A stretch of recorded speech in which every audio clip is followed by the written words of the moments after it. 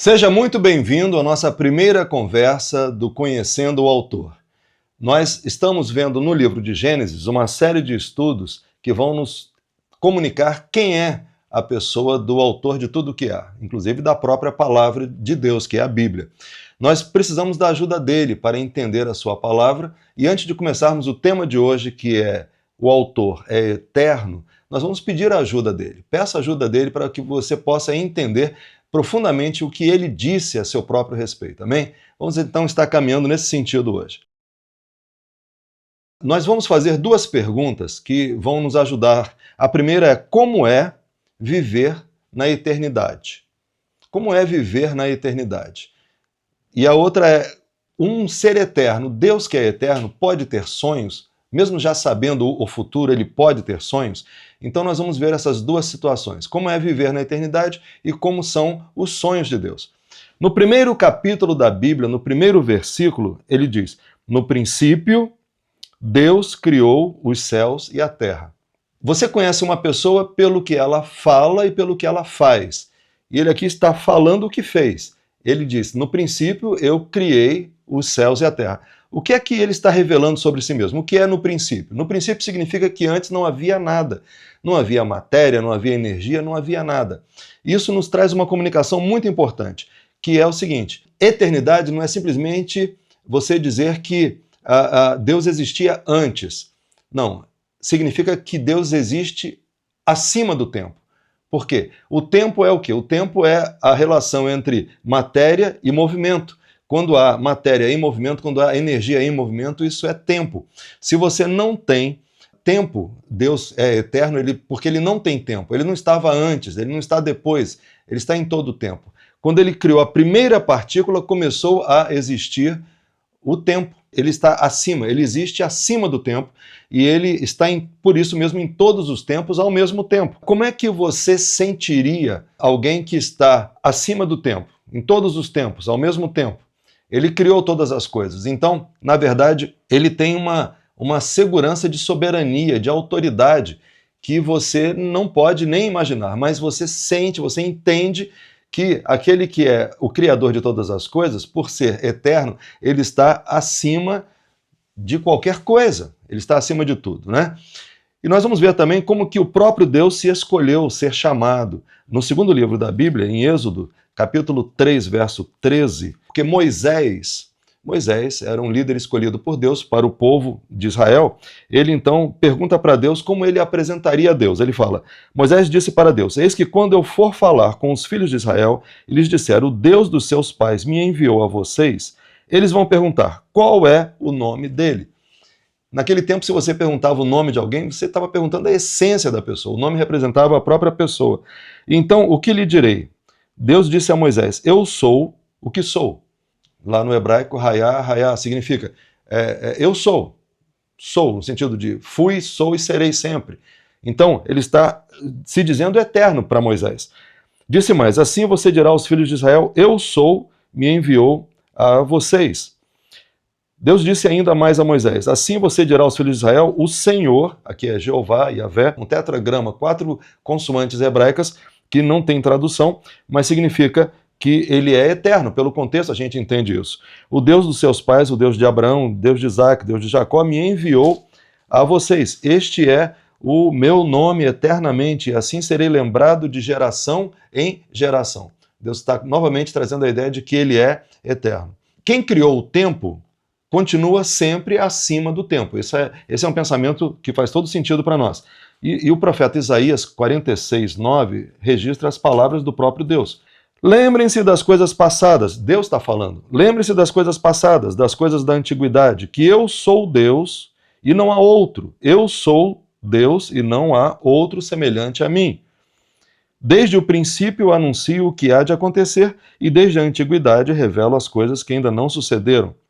Eu digo, o meu conselho permanecerá em pé e farei toda a minha vontade. Lógico, essa autoridade, essa soberania vem da sua eternidade.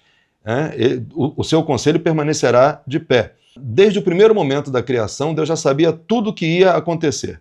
Por quê? Ele não é formado de nada daqui, ele está acima do tempo e acima da matéria, acima da energia. Ele entende profundamente todas as leis da ciência, tudo que o homem foi descobrir com o tempo sobre a matéria, sobre a criação. Deus já sabia tudo isso antes de nós vermos, né? Ele já tinha formado isso já antes que nós pudéssemos ter conhecimento. Então, reconhecer a soberania de Deus é uma tremenda necessidade. E não reconhecer que Ele é Senhor e soberano é uma tolice. Quando você passa pelas páginas da Bíblia e você não entende a eternidade de Deus, você não vai nunca alcançar tudo o que se refere ao Criador. Conhecendo o autor depende de entender a sua eternidade. E você nunca tenha medo de perguntar por quê. Por que Deus criou o mundo? Uma pergunta, por que esse Deus eterno, que era suficiente em si mesmo, ele não precisava de nada, ele criou o universo? Para quê? Ele criou para ser surpreendido com alguma coisa? Nós já vimos que não. Ele, quando criou, já sabia o passado, o presente e o futuro, nada ia ser surpresa para ele. Ele criou para ficar admirando? Não foi ele que fez, ele sabia exatamente aquilo que estava fazendo. Ele criou para receber alguma coisa dessa criação? Será que Deus nos criou para receber de nós alguma coisa? Ele não precisa. Ele nunca precisou de nada. Romanos 11, 33 a 35 diz, quem já deu a Deus alguma coisa, né, nunca você vai dar nada ao Senhor. Você não tem nada que ele precise, ele está acima disso tudo. Então, vamos na motivação, vamos no coração de um Deus eterno que já sabia todas as coisas. Para que ele criou o universo? Aí nós vamos lá em Gênesis 1 de novo, vamos ter a resposta maravilhosa para essa pergunta. Ele foi criando toda a natureza, os astros, os animais, e no final ele terminou com um ponto só. Lá Gênesis 1, 26 a 27. Deus disse, façamos o ser humano à nossa imagem, conforme a nossa semelhança. Esse era o ponto final da criação, que ele criou o universo por causa deste homem, né? E aqui você vê, façamos o ser humano à nossa imagem, conforme a nossa semelhança. Tenha ele domínio sobre os peixes do mar, sobre as aves do céu, sobre os animais domésticos, sobre toda a terra e sobre todos os animais que rastejam pela terra. Assim Deus criou o ser humano à sua imagem, a imagem de Deus o criou, homem e mulher os criou e Deus os abençoou. A gente vê que ele criou o homem à sua imagem, deu ao homem domínio sobre a criação para que ele pudesse entender o domínio da sua eternidade. O homem não é eterno, mas ele pode entender, né? Eclesiastes 7 diz que o homem tem no seu coração o entendimento do que é a eternidade, ainda que não possa entender as primeiras e as últimas coisas, mas existe essa vocação em nós de entender o domínio de Deus, o domínio sobre todas as coisas. Então, esse foi o propósito de Deus com a criação, né? Dar ao homem essa imagem e semelhança. Deus criou o homem à sua imagem e à sua semelhança. Pergunte por quê? Por que Deus teria criado o homem à sua imagem e à sua semelhança? E aqui está a resposta que nós estamos buscando desde o começo. Quem já sabe tudo pode ter sonhos? Deus criou o universo por causa do homem. E criou o homem por quê? Ele tinha um sonho. Ele criou o homem à sua semelhança porque ele queria ter alguém assim, né? Imagina quem quer ter alguém à sua semelhança, que pareça consigo. Quem quer? E com essa pessoa ele possa interagir, ele possa conversar, ele possa se orgulhar dele, né? Isso tudo é o que está escrito lá em Jó 1,8, quando ele diz, olha, veja o meu servo Jó, homem íntegro, né, que faz tudo que me agrada. Então, Deus se compraz, ele se realiza, ele se alegra de ver as suas vitórias. Quem é a pessoa que quer alguém parecido consigo, à sua semelhança, com características suas, e que ele possa então dizer, olha, eu fico alegre com as suas vitórias? É um pai. Deus é o nosso pai. Ele queria ter um filho. Ele criou o homem para ser a sua semelhança, porque ele queria ter no homem um filho. Então, 2 Coríntios 6,18. Vamos ver aqui. Segunda Epístola de Paulo aos Coríntios, capítulo 6, verso 18. Serei o pai de vocês. Deus falando. Serei o pai de vocês, e vocês serão meus filhos e minhas filhas, diz o Senhor Todo-Poderoso. a eternidade, o poder, o domínio sobre todas as coisas, mas ele queria ter um homem à sua semelhança para cuidar e zelar como filho. Para te ajudar, você precisa entender um pouco mais o que é um coração do Deus eterno em relação a esse homem que ele criou. Vamos lembrar do Salmo 32:8. Eu instruirei e lhe ensinarei o caminho que deve seguir, e sob as minhas vistas lhe darei conselho. Proposta de um pai, quer ensinar o caminho, instruir o caminho. E uma outra revelação também está lá em Apocalipse 21, verso 3, lá no finalzinho da Bíblia, falando sobre as últimas coisas, os últimos momentos destes céus e dessa terra. Quando isso estiver passando já, ele vai criar uma outra situação para nós.